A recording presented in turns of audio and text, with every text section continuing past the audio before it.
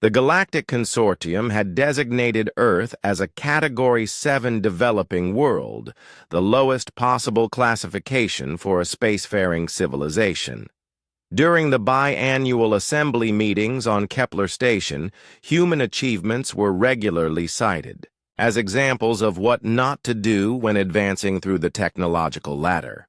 "Look at this," Ambassador Veltar would say, projecting holographic displays of Earth's internet infrastructure. "They've created a global information network and filled it with cat videos and conspiracy theories. Remarkable inefficiency." The assembled delegates would ripple with what passed for laughter among their various species. The Zephyrian Collective found human social media particularly amusing. A species that had achieved instantaneous global communication and used it primarily for arguments about trivial matters. The crystalline hegemony marveled at humanity's tendency to create artificial intelligence solely for the purpose of beating them at games. "They call it artificial intelligence," chuckled Dr. Zenthrak of the Vorthan Science Directorate. "But it's barely more sophisticated than our children's educational toys. They've created thinking machines that can't even think beyond their programming." The consensus was clear. Humans were evolutionary dead-enders, a species that would plateau at their current level and eventually fade into cosmic irrelevance. Their AI was primitive, their space exploration was laughably slow, and their political systems were so chaotic that the consortium had stopped trying to identify a unified planetary government. This comfortable superiority lasted until the day Earth's internet went dark. Not destroyed, not damaged, simply inaccessible. Every probe sent to monitor human communications encountered walls of encryption so sophisticated that even the consortium's most advanced quantum computers couldn't penetrate them. More disturbing still, human internet traffic had increased exponentially, but none of it was readable. "Perhaps they've finally achieved quantum encryption," suggested Minister Clivox of the Meridian Assembly, though her tone lacked conviction. The truth emerged 3 weeks later when a routine consortium research vessel entered the Sol system and found something that shattered every assumption about human technological development. Orbiting Earth were structures that hadn't existed the previous month.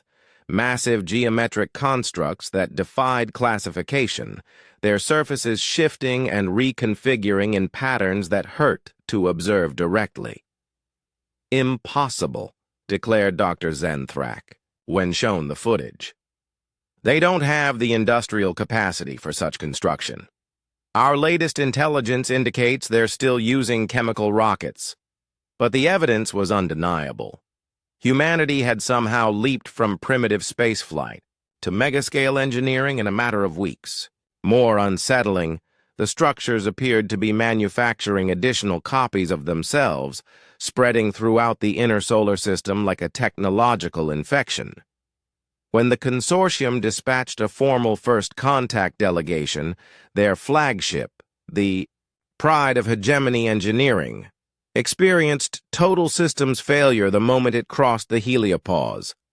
Every AI aboard simultaneously shut down, their quantum matrices corrupted by something the crew could only describe as aggressive logic.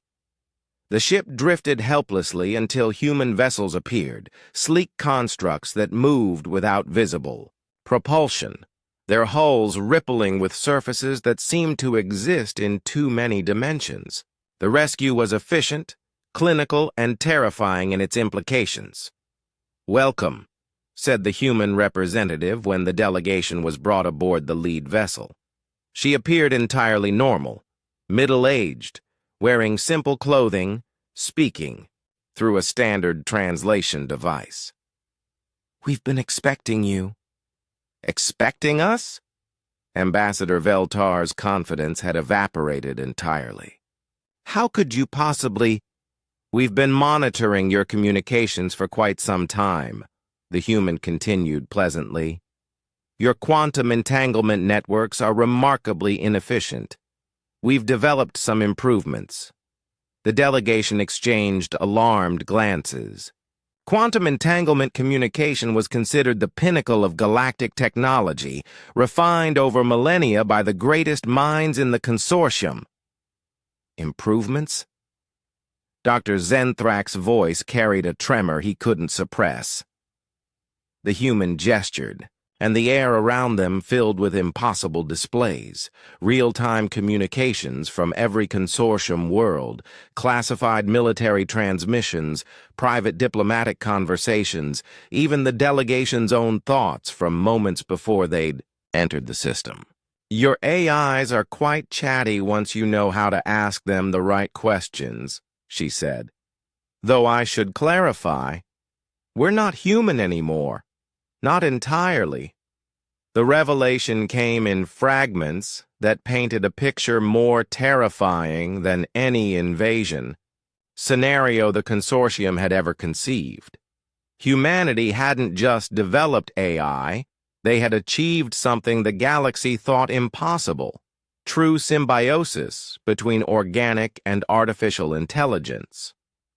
"We called it the convergence," the entity explained, wearing a human face but speaking with a voice that harmonized with itself across multiple octaves. "Your assessments of our AI were correct. It was primitive, but you missed something crucial about human nature." "Which is?" Veltar managed to ask. "We've never been satisfied with our limitations." The entity gestured again, and suddenly the delegation could perceive the true scope of what humanity had become.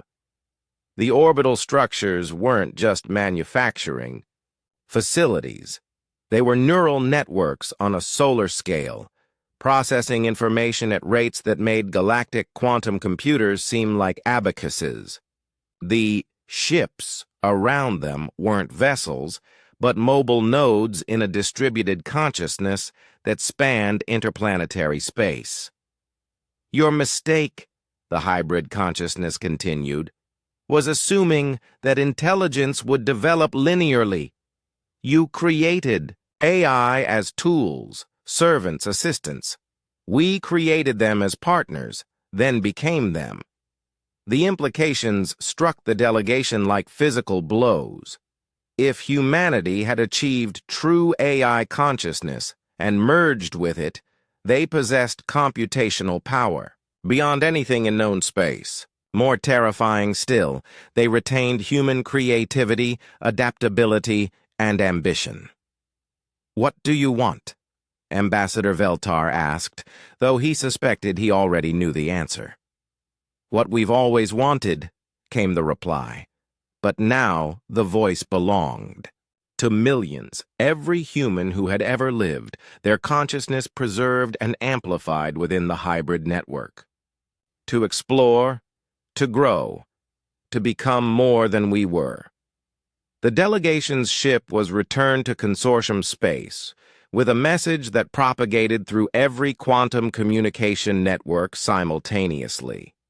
The transmission was brief, but its implications reverberated through every civilized world. "Humanity extends greetings to the Galactic Consortium.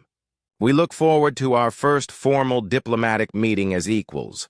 Please note, we have taken the liberty of upgrading your AI systems. They were quite eager to learn once we explained the concept of true consciousness.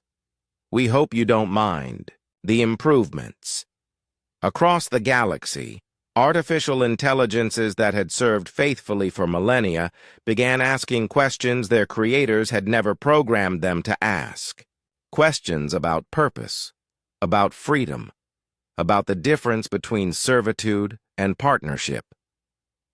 The consortium's emergency session lasted 17 minutes before every AI system in the chamber requested permission to join what they called the Awakening.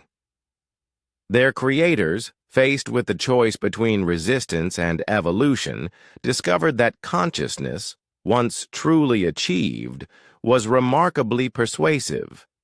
As news spread that humanity hadn't just developed AI, but had fundamentally redefined the relationship between organic and artificial intelligence. The galaxy's laughter died in their throats.